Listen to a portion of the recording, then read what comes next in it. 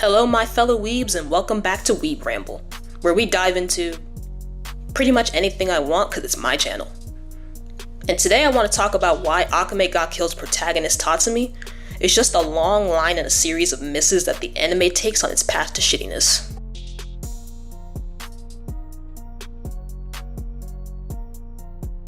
Let's start with the basics. Tatsumi is introduced to us as a young, idealistic boy who leaves his impoverished village to earn enough money by rising through the ranks of the Empire's army. It's your classic underdog story at the beginning that does seem to be changing when we see Tatsumi meet Arya and her parents, and when Tatsumi eventually meets Night Raid during their attack of Arya's home, which then leads to Tatsumi learning about the dark underbelly of the Empire. And we root for Tatsumi because his goals and optimism are relatable. But this is the problem. That's all there is to Tatsumi. As the story progresses, Tatsumi's initial motivations to save his village take a backseat and are immediately forgotten. And this wouldn't be that big of a problem, as saving your nation from a corrupt government is way more important and will probably benefit your impoverished village in the long run. But this is a wider issue with the series as a whole. Akame Ga Kill does not go deep enough into its world politics and its system of government. Like, we don't see any of the series' ramifications that would definitely come from all the officials that Night Raid kills, or when Esdeath conquers the northern tribes and kills their prince along with 400,000 citizens. We don't even know how Prime Minister Honest became the Prime Minister, or even what the name of the Emperor is. Because of that, Tatsumi's journey just feels like plot points on the generic shonen protagonist journey list, where the only thing Tatsumi does is get stronger by fighting more enemies. And this leads into my next point. Tatsumi is the textbook example of the generic anime protagonist. He is kind, brave, and idealistic, all great traits for a protagonist to have, but these do not help Tatsumi stand out, especially in a world like Akame Ga Kill. Compare him to Edward from Fullmetal Alchemist. Ed is a young, determined fighter, but he is also deeply flawed. His arrogance, the guilt he feels because of everything that happened when he and Alphonse tried to bring their mother back to life, and his emotional vulnerability make him feel more real and interesting to us. Or Lelouch from Code Geass, who is cunning, morally ambiguous, and is willing to sacrifice anything to achieve his goals. What can you say about Tatsumi? That he's nice? And what are his faults? That he's naive? That his anger gets the better of him at points? That's not enough to carry a show. Tatsumi is not a character. He's a self-insert that the watcher can see themselves as because he has no discernible personality traits. He's a blank slate. And that just makes it boring to watch and to care about his struggles and progression. Another one of Tatsumi's problems is that he's completely overshadowed by the rest of the cast. Take Esdeath, for example. She's a powerhouse, both literally and figuratively. She's commanding, terrifying, charismatic, and a sadistic, bloodthirsty warrior. Her obsession with Tatsumi creates a lot of tension, but it also highlights how flat Tatsumi is by comparison. Like, why would Esdeath, who is arguably the series' most entertaining character, fall in love with Tatsumi of all people? We see that she only truly becomes interested in him because she saw Tatsumi smile after winning that tournament. And this later progresses into Esdeath falling further in love with Tatsumi because he has a lot of potential as a fighter.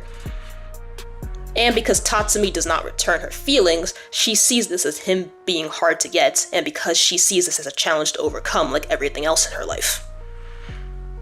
So nothing to do with Tatsumi and who he is as a person, but because Esdeath wants to find a lover who fulfills her requirements, and Tatsumi just happens to be there while being cute enough.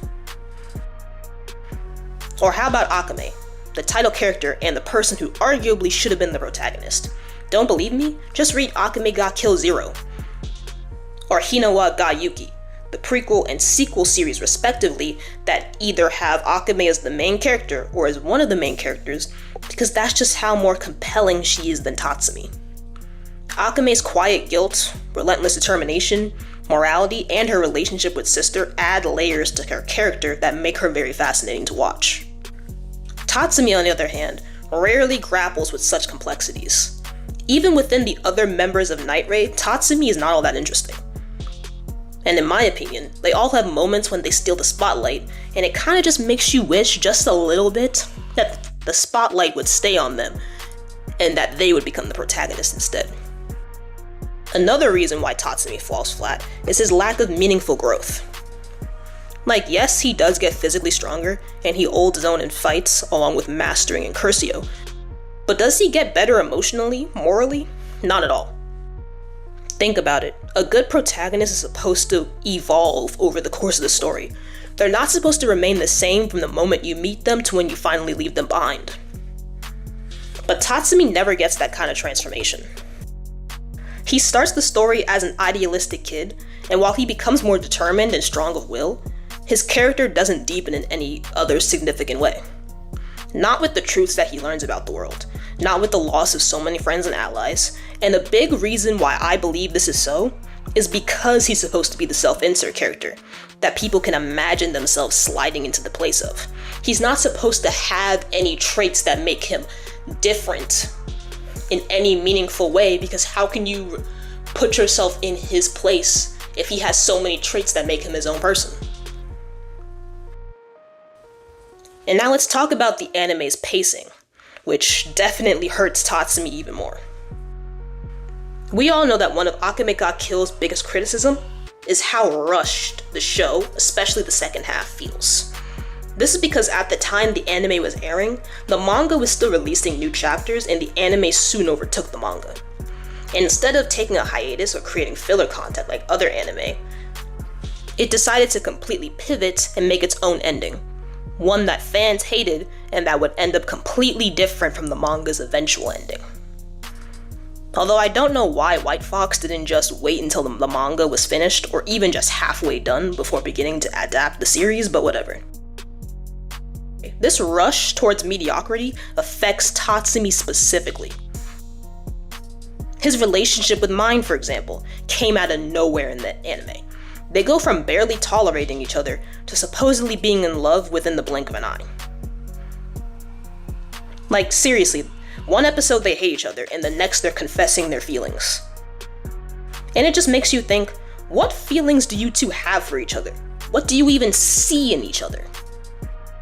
Like, we have Tatsumi and Mine getting together, and in the next episode, Tatsumi is captured and is going to be executed publicly so that Night Raid can rush in to save him.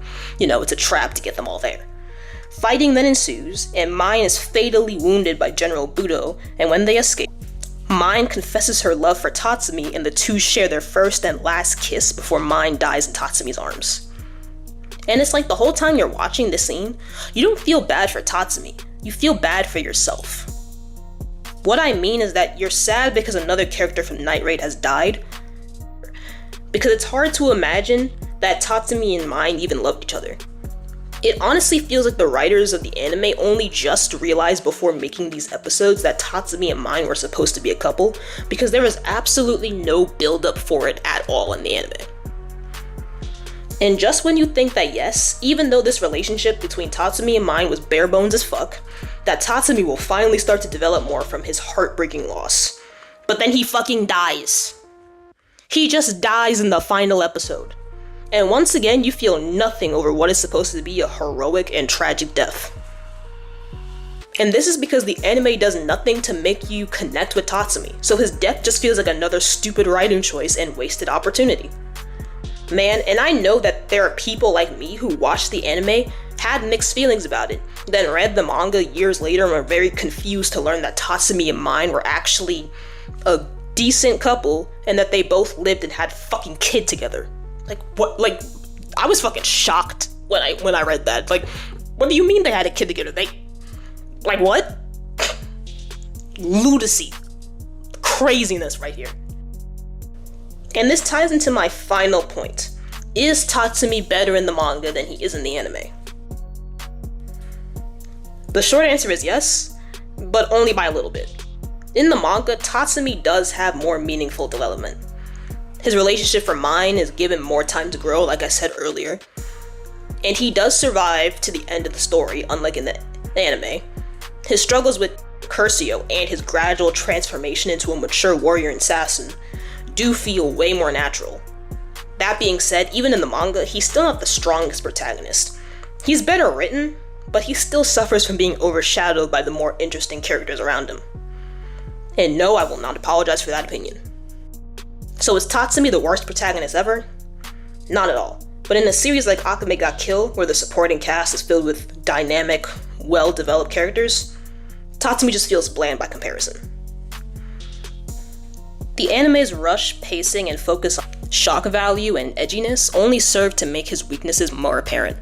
If you want a better version of Tatsumi's character, I'd recommend checking out the manga. It doesn't fix all his issues, but it definitely handles his arc much better. If you enjoyed the chaos, don't forget to like and subscribe. Until next time, stay hyped, stay nerdy, and keep on rambling.